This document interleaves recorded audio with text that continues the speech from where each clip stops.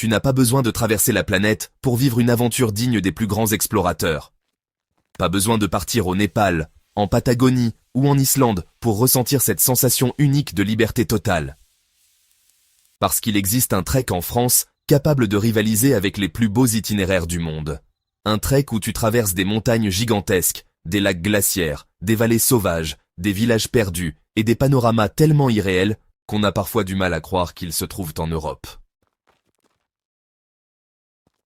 Et si je ne devais recommander qu'un seul trek à tous les aventuriers, ce serait celui-là, le GR20 en Corse. Le trek le plus mythique de France, le plus redouté, le plus spectaculaire, et probablement l'un des plus beaux treks du monde. Parce que le GR20, ce n'est pas une simple randonnée, c'est une aventure totale. Une traversée sauvage qui coupe littéralement la Corse en deux, du nord au sud, à travers les montagnes les plus extrêmes de l'île. Ici, tout semble plus intense. Les paysages, les efforts, les émotions. Chaque journée te pousse hors de ta zone de confort. Et c'est exactement pour ça que ce trek marque autant les gens. Le GR20, c'est 180 km et plus de 12 000 mètres de dénivelé positif. Oui, 12 000.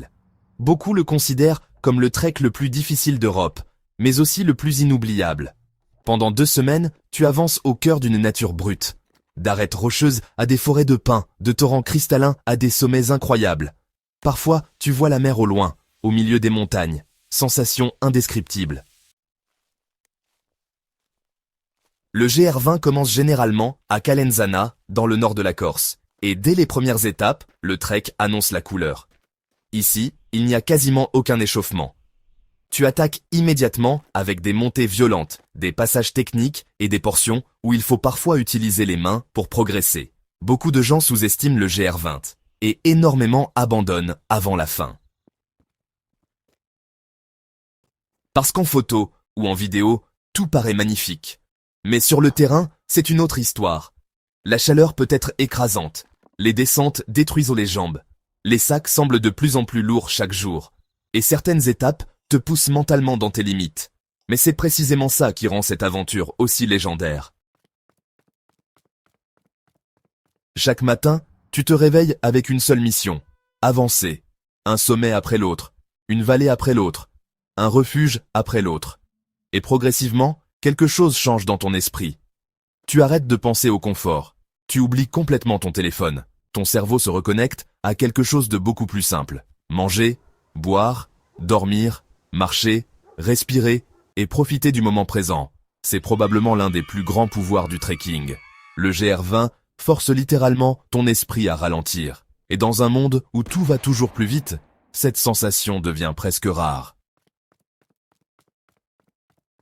Le moment le plus impressionnant du trek arrive souvent dans la partie nord. C'est la section la plus technique, la plus sauvage et la plus célèbre du GR20.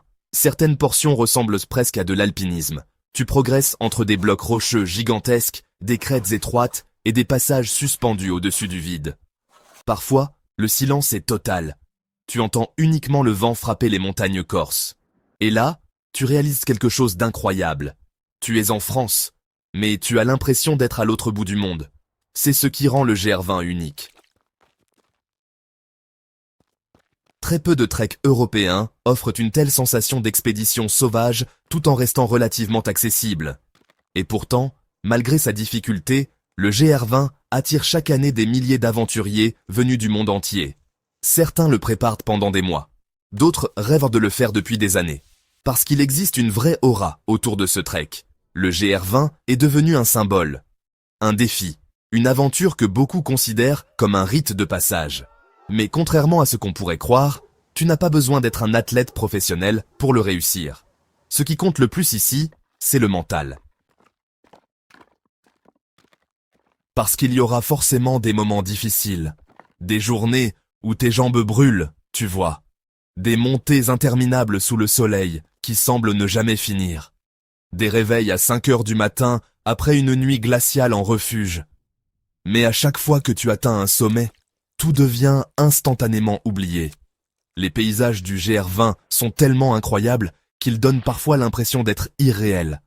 Des lacs de montagne parfaitement transparents, des pics rocheux déchirant le ciel, des couchers de soleil orange sur les montagnes corses, des nuits remplies d'étoiles loin de toute pollution lumineuse, et surtout, cette sensation permanente d'être totalement libre.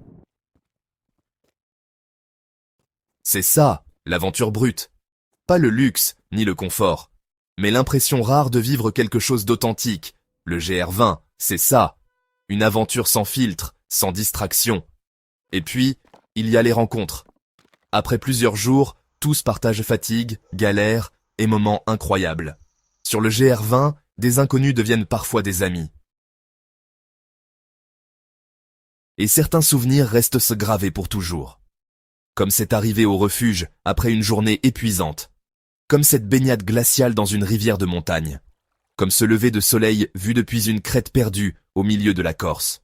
Ou simplement cette sensation incroyable lorsque tu comprends que ton corps est capable de beaucoup plus que ce que tu imaginais. Et puis arrive la fin du trek. Konka. Le dernier village. Le moment où tu réalises que l'aventure touche à sa fin. Et à cet instant précis, presque tout le monde ressent la même chose. Une immense fierté.